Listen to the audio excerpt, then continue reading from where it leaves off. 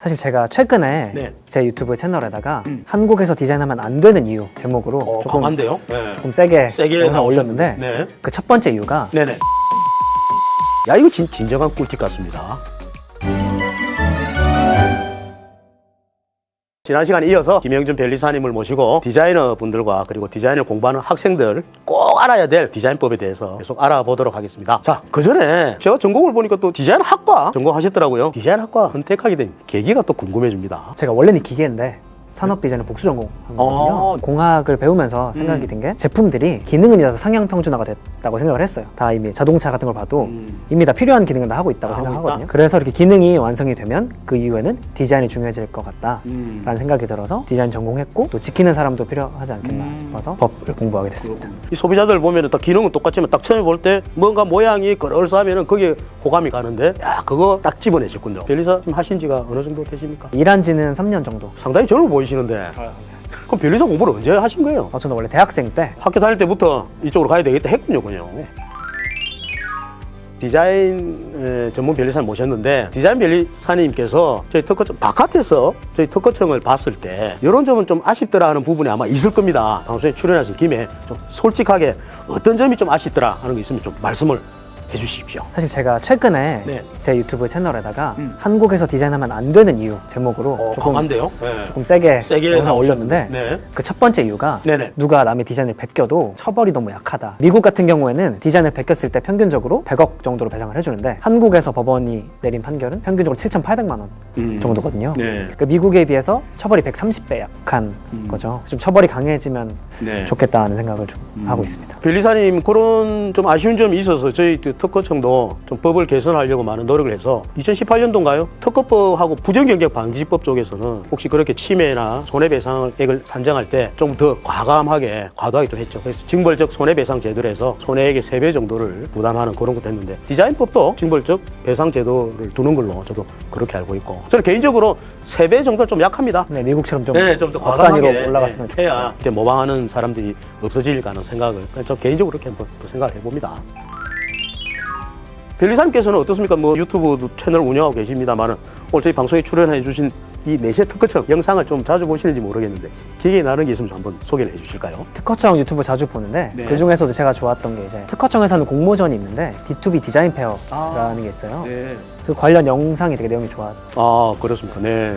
어떤 면에서 뭐 일반적인 공모전은 디자인 출품을 받고 네네. 상을 주고 끝내는 경우가 많은데 특허청 D2B 디자인 페어 같은 경우에는 상금 주고 상을 받은 디자인을 특허를 받게 도와주고 그리고 마지막으로 업체랑 연결을 해서 연결까지 해주죠. 네, 판매해서 로열티까지 받을 수 있게 해주니까 네. 학생이나 뭐 디자이너들이 생산을 하기 힘들잖아요. 그렇습니다. 근데 이 공모전에서 수상을 하면 상금도 받고 특허도 받고 또 생산해서 그 로열티 수익까지 받으니까 그거 소개해 주는 게 좀 되게 기억에 남는 것 같아요. D2B 디자인 페어 장점 많이 얘기해 주셨는데 우리 특허청에서 그 주관하는 D2B 디자인 페어 말고 전국에는 여러 가지 디자인 공모전이 상당히 많아요. 디자인 공모전에 출품하기 전에 디자인 분들한테 꼭 이거는 좀 체크를 해야 되겠다. 꿀팁 같은 거 있으면 좀 알려주십시오. 공모전 분야가 많아서 말씀드리기가 어려운데 그중에 다양하니까요. 하나만 꼽자면은 네네. 공모전 규정을 보면 네. 가끔씩 이런 말이 있어요. 출품한 디자인에 대한 권리는 주최 측이 가져간다. 귀속된다. 아니면 주최 측에 귀속된다. 네네. 어떤 모든 권리를 가져가겠다 이렇게 써 있는 게 되게 많아요. 그리고 수상작은 주최 측이 가져가겠다. 이런 것들이 있는데 네. 이게 사실 말도 안 되는 규정이거든요. 그렇죠. 자기네들이 먹는 거죠. 상을 받지 못했다면 그 출품작은 당연히 그냥 디자이너께 맞잖아요. 그렇죠. 상 못 받은 것도 억울한데 네. 그것마저도 자기네들 가져가서 공정위 발표에 보면은 상을 받더라도 상금은 출품을 장려하는 용도이지 그 디자인에 대한 대가가 아니다라는 발표가 있었거든요. 네. 그래서 수상을 했더라도 그걸 주최 측이 가져가려면 추가로 계약을 맺어야 돼요. 꼭 공모전에 회사에 기속된다. 거기에 있는지 없는지 여부를 꼭 확인을 해봐야 되겠군요. 만약에 이제 그 출품작이 이제 그 회사에다 귀속된다고 이렇게 되면은 창작 활동을 하는 공모를 하고 싶은 학생들이 참가 안 하려고 하는 게 많아질 겁니다. 그럼에도 불구하고 귀속이 안 당하게 해야 할까요? 그리고 또 구제 방법? 비슷한 경험이 있었는데 아, 사례가 있어요? 네네. 제가 학생 때인데 주방용품 공모전을 열어가지고 제가 꼭 나가고 싶은 거예요. 거기 보니까 출품작에 대한 권리는 가져간다 이런 식으로 돼 있는 거예요.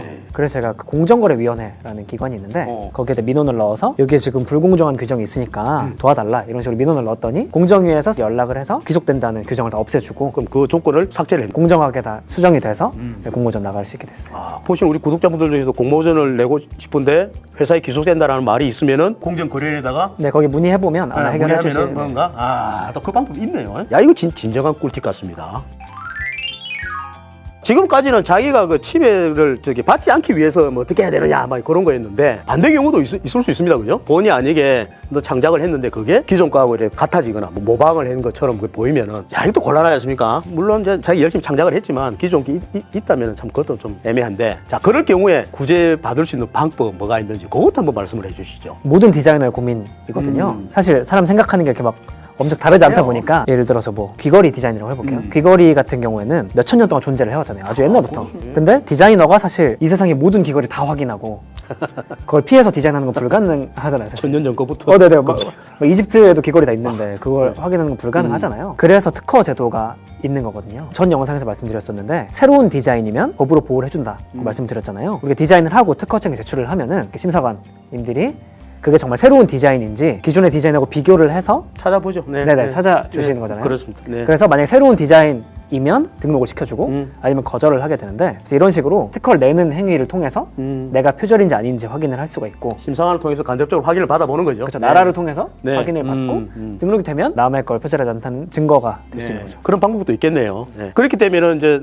시간과 비용이라는 거 조금 이제 또 걸리는 부분이 있는데 열심히 했지만 등록이 안 될 때는 그런 또 아쉬움이 있는데 그럴 경우를 또 저희 특허청에서는 공익 변리사 제도라는 게 또 있죠. 개인이나 학생들이나 뭐 어떤 그 중소기업들 같은 경우에는 일정한 뭐 요건이 만족되면은 1인당 1년에 한 번 정도는 공익 변리를 받아볼 수 있죠. 출원해서 등록까지. 그 제도도 활용해 보는 것도 상당히 좋을 것 같습니다.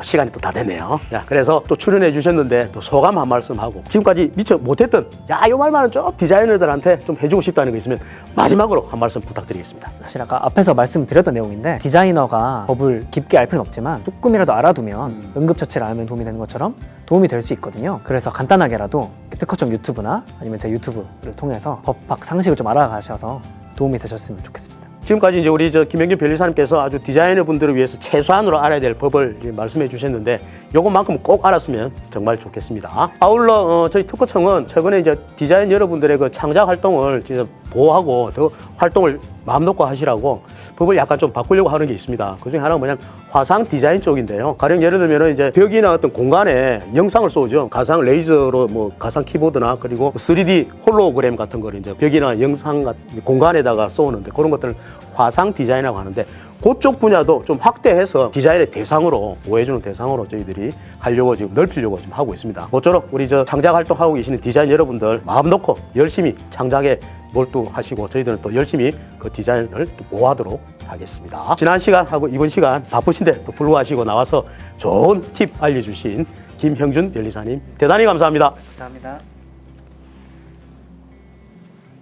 컷. 아이고 수고하셨습니다. 고생하셨습니다. 아이고 감사합니다.